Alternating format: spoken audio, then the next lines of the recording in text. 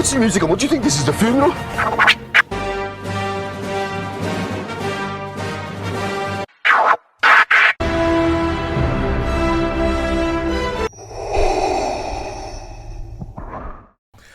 Yo, yo, yo. What's up? What's up? We are back.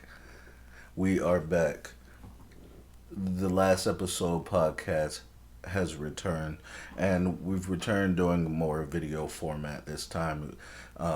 Usually I just strip the audio, upload it to YouTube with an image, and now we're actually going to record on video and start doing more in that regard. My apologies for being gone for so long.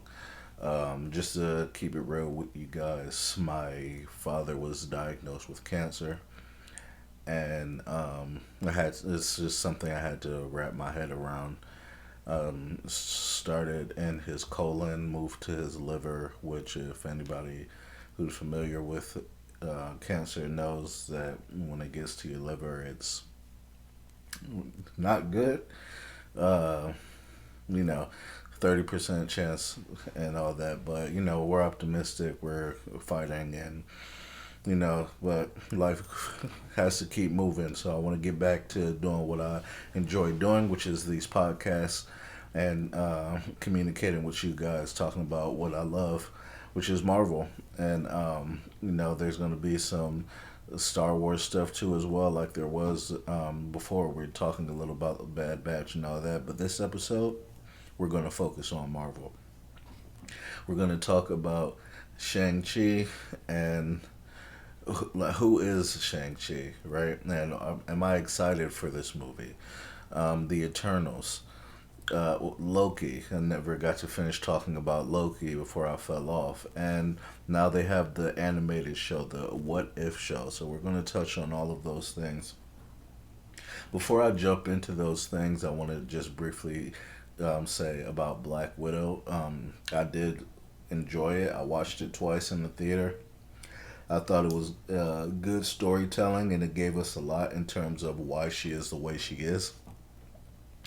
Some people bother me because they say things like they want her to have more personality. That is her personality, though. The stoic demeanor and, the secretiveness. I mean, she's a secret agent, essentially, a spy and an assassin. And the things that she went through, if you paid attention to the movie, it's reasonable why she's not this happy-go-lucky character that you would some people would want her to be, and if you want to try to compare her to her sister Yelena and say that she had more personality than Widow did, let's also take into account that she was the older sister, and the younger sibling usually is a little more carefree and happy-go-lucky, even when it comes to some of those situations. And they're different people. Different people handle different situations differently. So, those are just some things that I just kind of wanted to briefly touch on. I enjoyed the movie, as I said. I thought it was good and interesting. And if you didn't like the villain, boo-hoo for you. I thought they did a great job with storytelling, which is important. Every movie is different, and not everyone has to have some ultimate bad guy at the top that you have to take down in some crazy fashion. It's like, then all the movies will be the exact same if all of them did that. And if that's what you want, that's fine. But I'm good with them being different in different ways, and that was one of the ways that it was a little different, and I was good with that. Now, moving on from Black Widow. Also, I do want to say, I do wish we got the movie a lot sooner than we did, but we got Captain Marvel when we got it, and it was at the end of everything, when it was really at the beginning of everything. So, all of that stuff is subjective in terms of if that really bothers, if it should bother you or not. Doesn't bother me. It's just another piece of the puzzle. When you go back and watch everything, you can watch it in whatever fucking order you want to. It's part of the fun to me, actually. I'm currently doing kind of a random thing. And I think if you listened to the podcast before, I've expressed how on Sundays I like to watch Marvel movies in the morning. It's called Marvel Movie Morning. Cook breakfast, usually some breakfast tacos, and do my thing while I'm watching the Marvel movie and just kind of run through them, getting ready for football. Because I should be done by the time football starts, which would be perfect. So, because the mornings then will just be about watching football related things. I'm a big football fan. Now,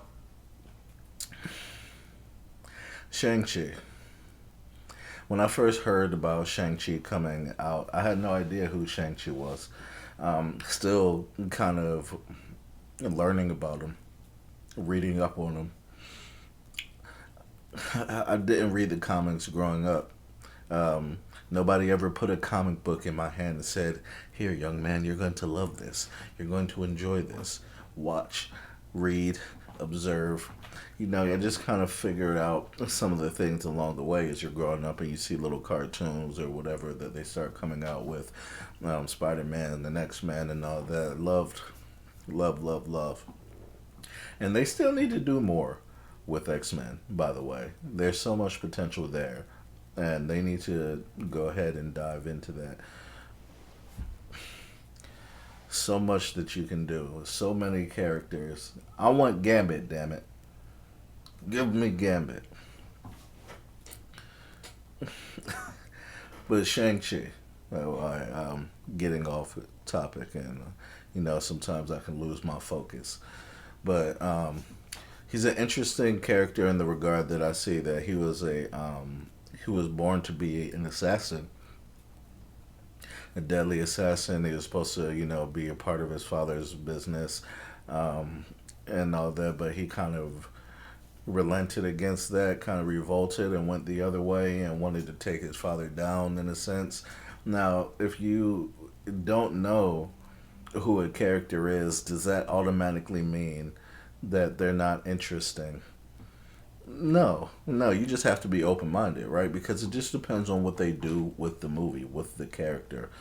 Um, and Marvel has built up the credibility, with me at least, to where if they're going to put something out, I'm going to watch it and give it a chance. And if it's a good movie, then it's a good movie, right? There's still some characters I don't care about, right? Like someone like Mantis. I still just don't care for the Mantis character at all. And just excuse me, I don't know what's up with that. I've been up all day. I mean, it's right now. I'm recording this. It's about 3 o'clock in the afternoon. I haven't had any, gas, burping, any of that. But all of a sudden, it wants to. I don't know what's up with that. Anyway,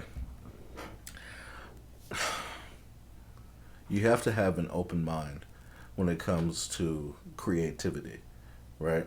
They're going to put it on screen for us to observe, and we need to just go ahead and give it a shot and don't come out with any opinions before we get a chance to see what they're trying to show us. Now, the trailers, I have to admit, were a little lacking in my opinion, but the world premiere has happened already thus far, and from what I've heard about it, is it was amazing. They knocked it out the park, and honestly, I've talked about how sometimes the trailers show too much. So am I really going to now begrudge them for not showing too much in the trailer? I know there's supposed to be a balance between not revealing too much, but also getting the fans excited to see the movie. But at this point, like I said, it's Marvel. They've put out over 20 movies already, right? And they have a very, very strong track record. So there needs to be a level of trust there where you just kind of suck it up. Who cares about the trailer? They recently put out a clip, an extended clip of one of the Shang-Chi fight scenes, and I think that's because they've heard some talk about people being unsure about this character and whether they're interested or not. And so they put out this extended clip of a fight scene when he's on the bus or a train or whatever transportation method he was taking at the time. that I didn't watch. I refused to watch. Why would I want to see that whole clip like that before the movie comes out? I don't. That's my whole thing about trailers in the first place, showing too much. I'll wait for the movie. I trust that, it's going to be good. It's going to be solid. And if it's not, it's not. We just move on. But the track record is what it is. And so, they have the trust. And we're going to just go ahead and ride that out. Now, it's different in terms of just like the magic as well, right? In the trailers that we did see, the whole rings thing and how they're manipulating it. That seems kind of cool, right? That seems kind of cool. So I like how there's always a different level of magic that can always be explored, and I'm just a fucking nerd for that shit. I love the magic and mysticism, whatever you want to call it. Always been a fan of it. And when I was reading up a little on Shang Chi, like the things that I saw in there pertaining to like at a point in the comics he like grouped up with Daredevil. Daredevil recruited him to help him take down the Punisher, and he had at one point formed a group with Widow and Colleen, and like that's some cool ass interesting shit that also just makes it like, okay, maybe this guy does have some cool things in his past and his lore that I just don't know about, didn't know about. Like I said, I never read the comic books. A lot of people didn't know who Shang-Chi really was, but obviously he has a lot that goes along with who he is. So I'm very excited for the movie. We only have about 2 weeks before it comes out, and I definitely will be in the theaters opening weekend to see that. They dropped the final trailer for Eternals the other day, and that shit looked crazy. That shit definitely looked crazy. They went a different route in terms of how much they're revealing with that trailer. Um, uh, at least I don't know. Maybe it's about who the directors were for the different movies. Like I said, I'm still not going to begrudge Shang Chi for what they didn't show in the trailers because I'm okay with that. I don't want you to show too much. The Eternals was something that I definitely knew nothing about, so I had to do a little reading up on them as well. And we saw Galactus in the trailer as well. Galactus, the Devourer of Worlds, who initially I thought was a celestial. And it turns out he's not really a celestial, even though he seems to have celestial type, power, right? He's the devourer of worlds, and they have a lot of the celestials have names and titles, right? So let's talk about the Eternals a little bit because that to me was a fascinating read. And to talk about the Eternals, we have to talk about the beginning. And in the very, very, very beginning, okay, there was the what was called the first firmament. Okay, the first firmament was just one universe, but it was a sentient being as well. It's just one solo universe. He was by himself. He got lonely, so he started to create. Okay, now he created these beings known as aspirants. Okay, the aspirants were very loyal and looked up to the first firmament, and everything they did was to please him. And then he created celestials. Now the celestials were different. They wanted to create their own stuff. They did not really look up to the first firmament like the aspirants did, and that bred conflict. Okay, so there was a war between the aspirants and the celestials, and the war was so chaotic that it kind of shattered the first firmament a bit. Right, he had to retreat.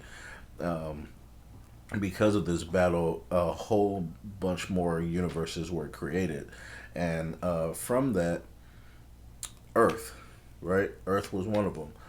On Earth, there were humans began to evolve, right? At a certain point to where they were like half ape, half humans. They were called wanderers.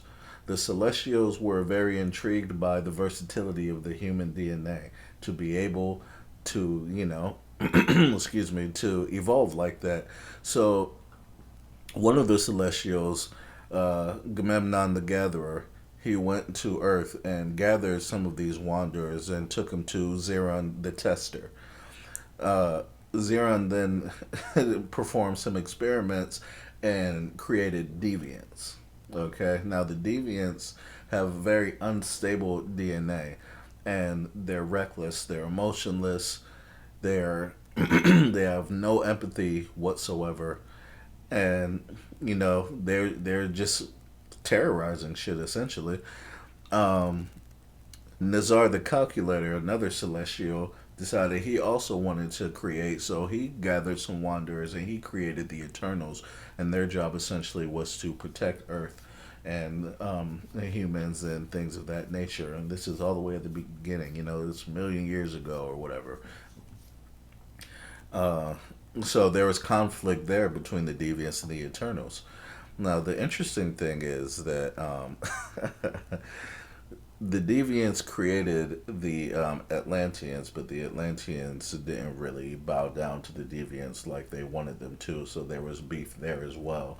The Deviants were actually attacking the were actually attacking the Atlanteans when Celestials came down to just kind of see how everything was going. They were called hosts, right? First host, second host, third host, fourth host. And these hosts were essentially the times that Celestials would come down, check on their work, and decide if everything is going all right or whatever. And on the second host, when they were coming down, the Deviants decided that they were going to attack the Celestials and make it seem like the humans did it, right? But it didn't really work out the way that they wanted to, and then they were trying to wage wars on two fronts, against the Atlanteans and against the Celestials. And the Celestials came and landed on their home, and basically the impact from what the Celestials did, plus the pushback that they were getting from the Atlanteans, um, caused a big explosion, essentially, right? Chaos. It was a catastrophe for the deviants because at first, at that time too, there were more deviants than there were Eternals. But after this, a bunch of the deviants died and had to retreat themselves, and the explosion was so immense that that is actually what sunk Atlantis and reshaped the Earth. Okay, now that one point during the third hosting, the Eternals made a deal with the Deviants just to for a truce, right? No more fighting until the fourth host came back around. When the fourth host came back around thousands of years later, they started fighting again, and the the fourth host, they were ready to take out Earth essentially.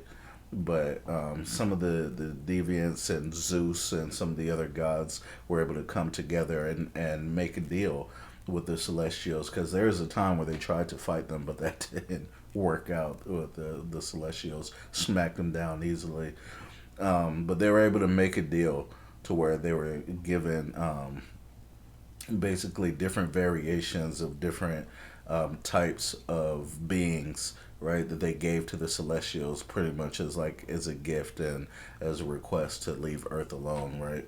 And they're all and they agreed to the deal essentially and left Earth. And this last one, the fourth host, that was supposedly in like 1970, in the 1970s, not even that long ago. But when they left, they erased the memory of everybody, to them having been there. So it's just been this whole crazy thing. The Deviants and the Eternals have been around for so many years, forever, according to the comics. Even though in the trailers they said they've only been there for 7,000 years, but in the comics they've been there since the beginning, essentially. So it's just very interesting. They've been beefing the whole time, and their biggest thing was to protect humans from the deviants, not from anything else, just from the deviants. Because they are so strong and they evolve at a faster pace than humans do, and just all this stuff is reckless as hell.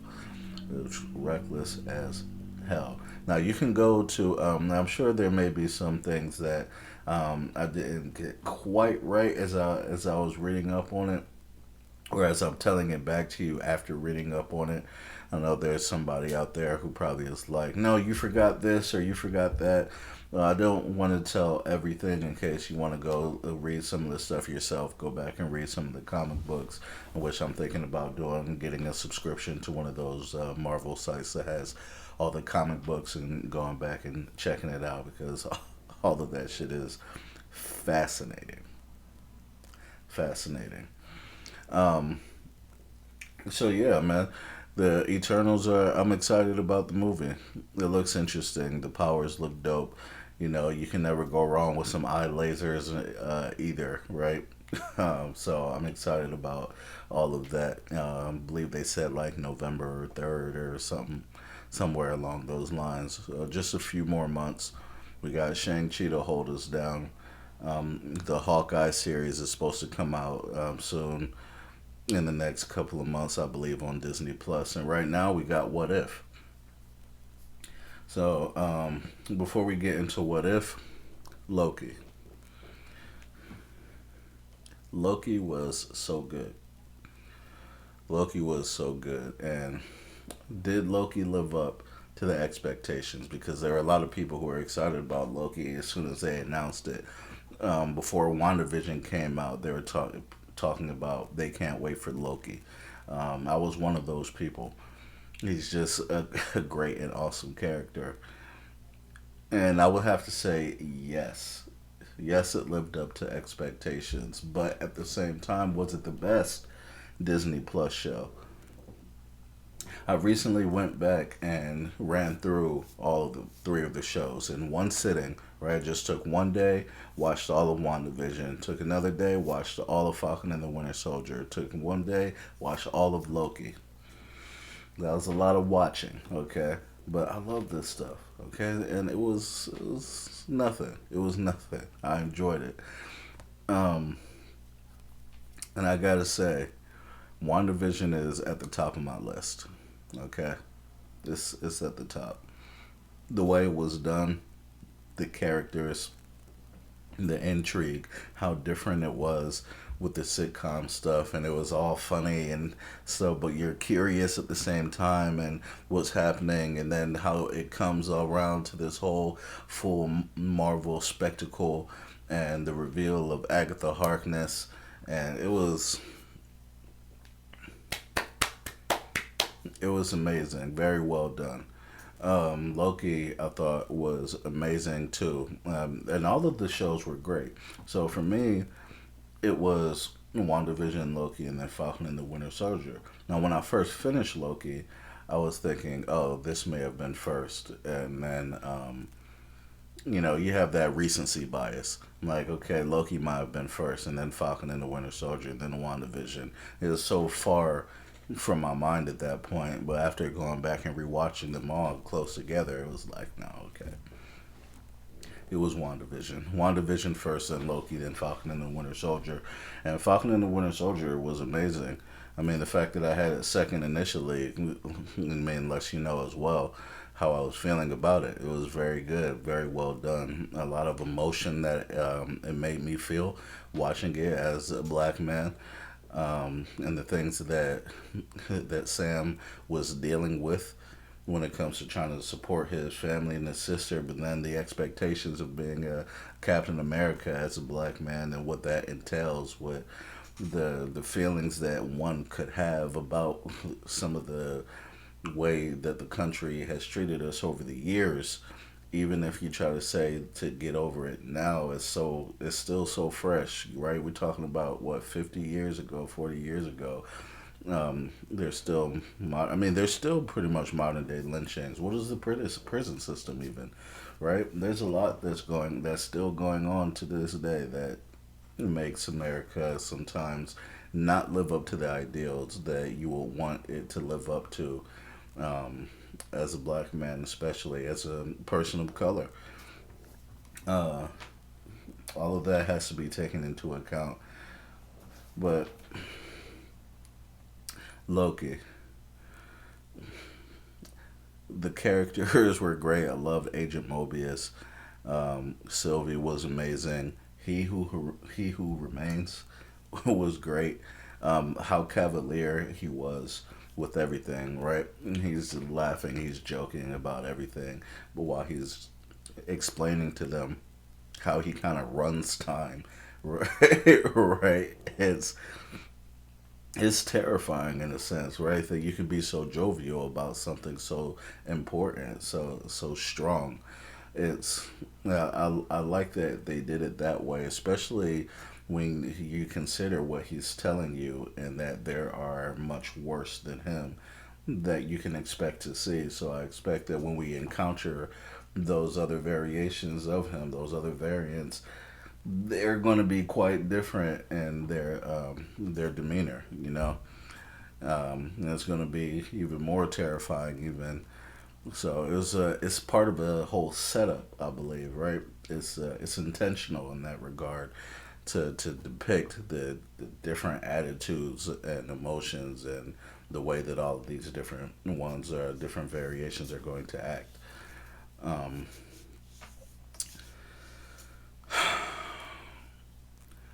the what's the word I'm looking for? The let's just say the impact, right? The consequences of Loki as well. That is something that gets taken into account when I'm going to tell you where I'm ranking these, right? The same for WandaVision. When it comes down to the end of it and how she was messing with reality, and now she has the book that we spoke about. Was it the Book of Death or um, I'm mad because I've talked about it before on an earlier podcast, and now I need to look it up real quick. And yes, while I'm talking to you, I will look it up. Book of Death, Marvel. Let's see what it comes up with if I type that in. The Book of the Dead. The Dark Hole. There it is. See? I, I knew I was going to be able to find it quickly. Okay, The Dark Hole. Like, just the fact that you ended with her having the dark hole and reading it and going through it like that is very impactful to me. I know how deep and crazy that is and the implications of it. Right, and we have some implications as well going with the Falcon and the Winter Soldier. Like, what is Valentina's plan? Right, and what type of group is she building, and for what purpose? And of course, that's going to be something that needs to be explored further. But at the time, like for now, I know how bad the dark hold is, right? And we've seen them talk about and explain how crazy it is to have to deal with this multiversal madness. We already have a movie that's coming out called Doctor Strange and the multiverse of madness or whatever that we know is going to be ridiculous. It's a lot to deal with already, right? We're scared because of he was trying to keep everything together to keep things from going into chaos, and now things are going to go into chaos. We know that now. I don't know what's going to happen with Valentina and what those implications are going to be, but we know that from the dark hole, that from busting up the timeline, shit is going to go down and it's going to be intense and crazy, and that plays a big part in my feelings about where I rank these things. Those implications mean a lot. Now, they told us before Loki came out that Loki was going to be the one that had the most implications in terms of how it can impact the MCU. And we can already see how that's being done with What If.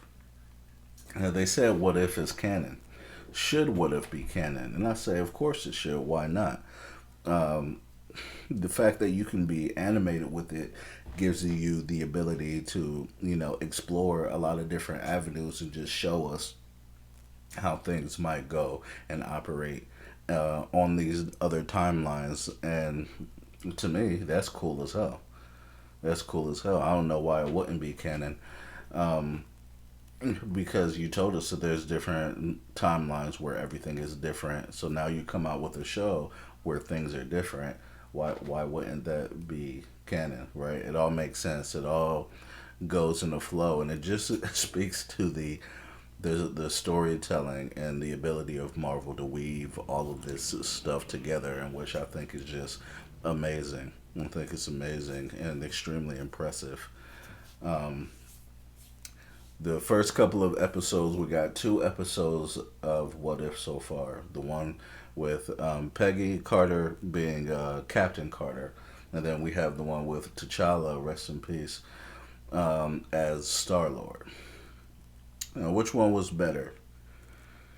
Which one was better? You tell me which one was better to you in the comment section. To me, I gotta tell you the one with T'Challa I thought was better because I thought it was funny. I thought it was funnier.